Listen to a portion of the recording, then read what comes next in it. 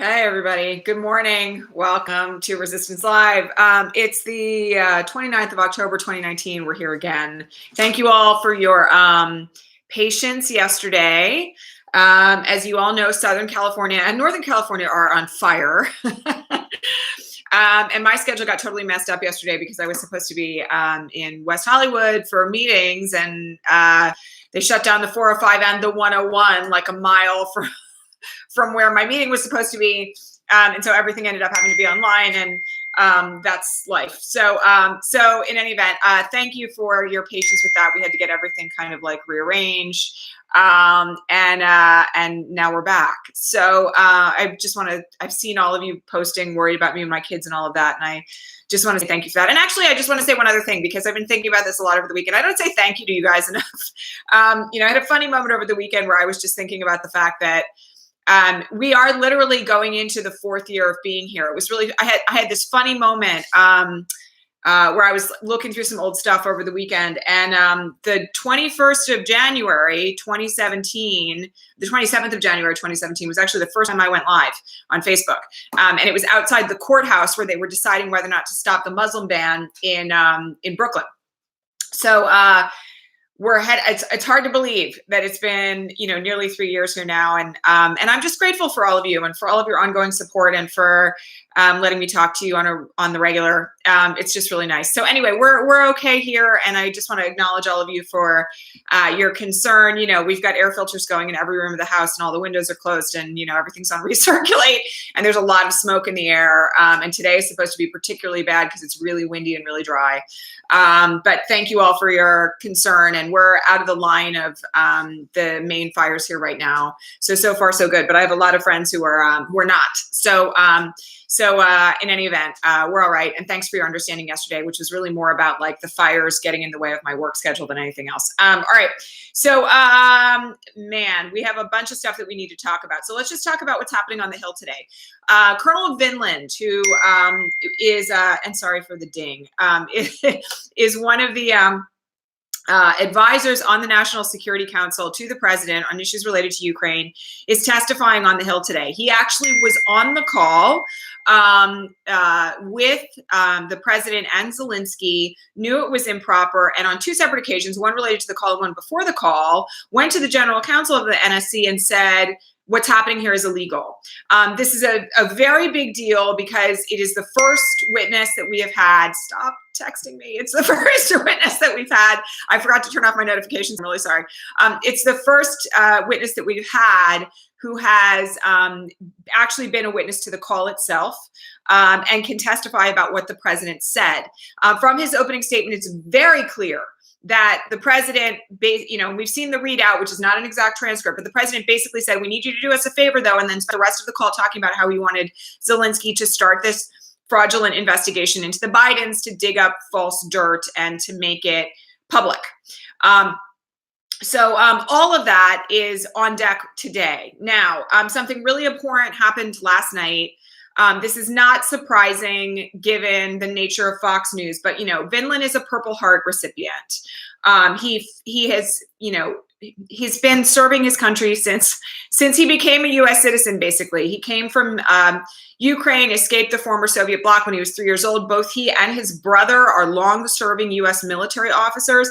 And last night on Fox News, Laura Ingraham, with others, claimed that potentially he was a double agent for Ukraine. I mean, it's just the length to which these people are going to just dismiss witnesses against the president with the most ridiculous, not to mention unpatriotic and abhorrent arguments.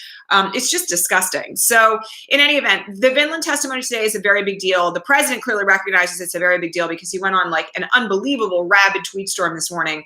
By the time I woke up here, which was like 4:45 a.m. California time, he'd been going for like 2 hours. So in any event, it's really damning stuff. And, it feeds into the next issue we need to talk about, which is this vote that was announced that Nancy Pelosi is now holding on Thursday concerning impeachment. So I want to make it really clear what's happening on Thursday, because there's been a lot of speculation of like, this is legitimizing the impeachment inquiry. And the Republicans are now all like, everything that came before this sucks and was false and was done improperly. That's all BS. Okay, so I just want to make something really clear. There's actually been a court ruling now that we're in an impeachment proceeding. Nadler's been saying for months that we're in impeachment hearings. The forum will get behind this by Nancy Pelosi was more than a month ago. What they're voting on Thursday, let's just be really explicit and specific about it, is proceedings, how they're going to handle the proceedings for the public component of impeachment hearings in the House. So they're actually just voting on the procedures that they're going to hold down to have the hearings that they're going to have in public. It's significant and it's important, but they're going to get a vote, and it's going to be like a majority, and they're basically going to kind of decide that these are the ways in which the public hearing component of this is going to be run. I just want to also mention to all of you that we now have verging on close to 10 witnesses to the president's crimes with regard to Ukraine. We have confessions from Mulvaney. We have multiple on-the-record conversations from the president, confessions from the president about this. And we have 6 top senior officials in the executive branch now implicated in this criminal conspiracy. So the public component of these hearings is going to be really significant. But I also just want to remind you all that this vote on Thursday does not delegitimize somehow everything that's come before it. In fact, the way that this is being staged right now is depositions, then public hearings, then a vote in the House, and then it'll go to the Senate. And what we're voting on Thursday is literally just like, here's the proceedings that we're going to have come the public component of all of this. So it's a very big week. Don't want to deny that. The testimony this morning is very significant. There's also indications now that Ambassador Sondland is changing his story in front of the House. He claimed there was no quid pro quo. He's apparently flipped on that. He is apparently afraid of going to prison.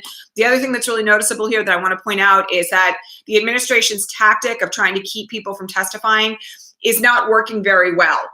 They did manage to do it again yesterday. There's already a court hearing scheduled related to that defied subpoena. We've got quite a bit happening right now on this front, and all of it pretty much is favorable to our side of the fence. So that's all really, really, really good. All right. We had a question about the nature of the court proceedings. They're not court proceedings. The nature of the impeachment proceedings that will happen on the floor of the Senate, specifically with regard to quote unquote jurors. So I want to make something really clear about how this works on the floor of the Senate. The senators do operate as the jury pool for an impeachment trial. However, the standard stuff that applies in you go to sit for jury duty and they evaluate you in a given case, and there are peremptory challenges and the lawyers get to ask you questions, and you can be removed from the jury if you have bias, for instance. None of that applies on the floor of the Senate. So it's not like, and this was the very specific question that was asked, it's not like, Senator Ron Johnson, who may now be implicated in this scheme with regard to Ukraine, is going to be removed from the quote unquote jury pool in the case of Senate impeachment. He's still there. There are obvious circumstances in which people should recuse themselves, but I'm not expecting that that's going to happen. And, in any event, that's not something that, from where I sit, deserves that much of our attention from an activism standpoint. I'm going to add one other thing to this, just to clear the air on this. Somebody asked this morning, are there Dems in red states we should be targeting in the House? No, we have the votes in the House to impeach him. We do not need, at this point in time, other than supporting and putting pressure on Nancy Pelosi and Adam Schiff to move this as quickly as possible, need to be advocating to anybody in the House that he should be impeached. We have the votes to impeach him. We've had him for like a month now. So from the standpoint of where we find ourselves right now, the real pressure has to be directed to the Republicans in the Senate. We need 20 votes to flip in order to get him convicted. We are going to need all the pressure that we can get to make that happen. From where I sit, we do have some additional interesting cracks in the wall that have happened in the last 48 hours or so. Mitt Romney made a statement about this vote that's being held on Thursday, that the process has basically overtaken this thought that this was improper. Now, his statement was very nebulous and hard to understand, but I took it to mean that his view is that what's come before is legitimate and he's not going to challenge the process of it.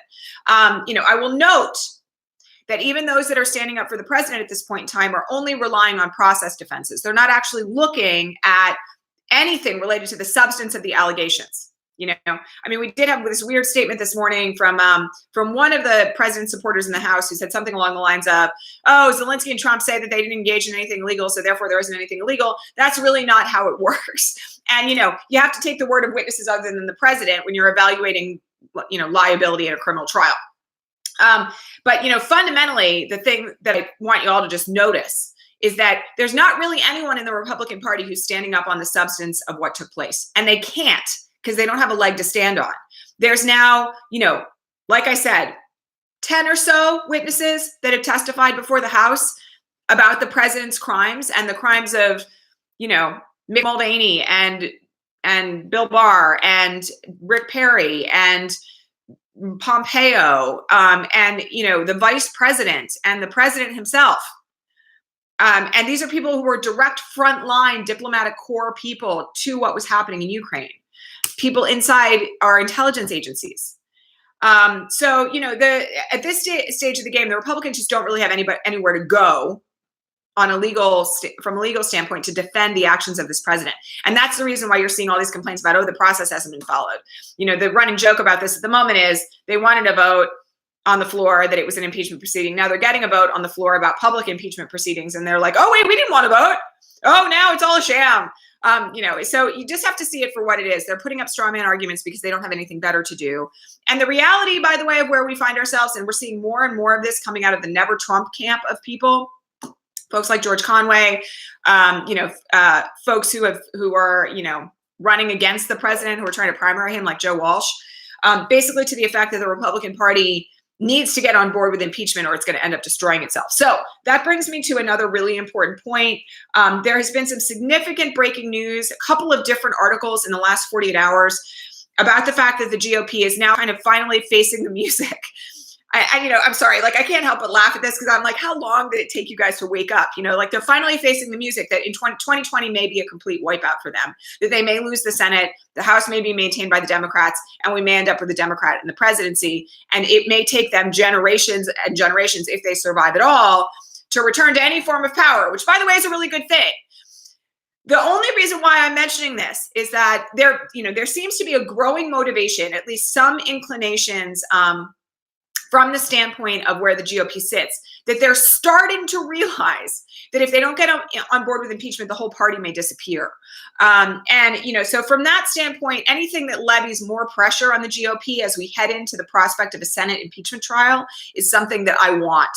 I think this is something we all should think about. Every time I go onto Twitter and I'm like, Mitch McConnell, wake up.